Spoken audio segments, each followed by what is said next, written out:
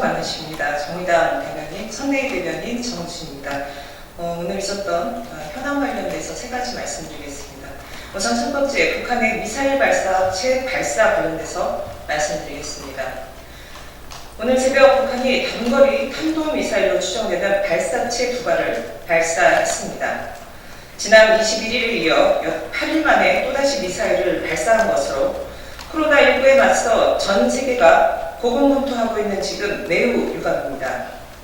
북한이 해야 할 것은 한반도 긴장을 고조시키는 군사 행동이 아니라 코로나19 극복을 위한 국제적 공조와 협력 강화입니다.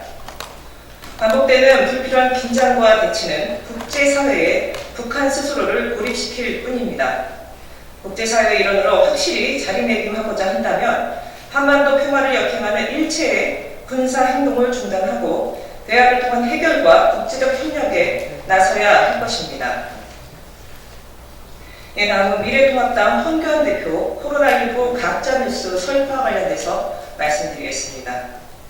미래통합당 황교안 대표가 어제 자신의 페이스북을 통해 코로나19 확산과 관련해 교회 내에서 감염이 발생된 사실도 거의 없다는 허위사실, 즉 가짜뉴스를 설파했습니다.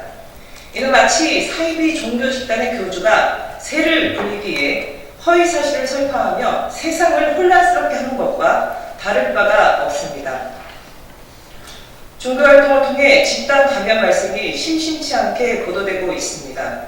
특히 미래통합당 황교안 대표의 주장이 있던 당일 모 교회에서 소규모 집단 감염이 발생했다는 발표마저 있었습니다. 종교의 자유가 헌법에 보장된 국가로 개인의 종교적 신념은 마땅히 존중받아야 합니다. 그러나 온 국민이 다 알고 있는 사실조차 부정하며 자신의 신념을 사실인정 호도하는 것은 사이비 교주가 아닌 이상에는 할 수 없는 발상입니다. 제1야당 대표가 자신의 본업도 분간 못하고 코로나19 확산 극복의 걸림돌 중 하나인 가짜뉴스 설파에 나섰다니 아연실색할 뿐입니다.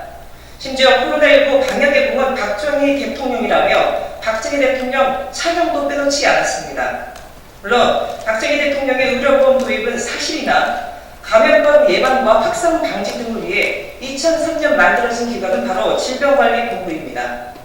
고군분투하는 질병관리본부 및 의료진에 대한 칭찬과 감사를 해도 부족한 판에 박정희 대통령의 공이라며 난데없는 칭송을 하고 있으니 도대체 어느 세상에 살고 있는 것입니까?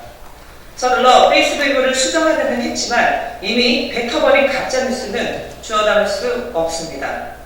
코로나 확산 방지에 힘을 모으기는커녕 총선의 표심을 잡겠다고 가짜뉴스를 설파하는 미래통합당의 말로 코로나19 징그러게 대상임을 명심하기 바랍니다.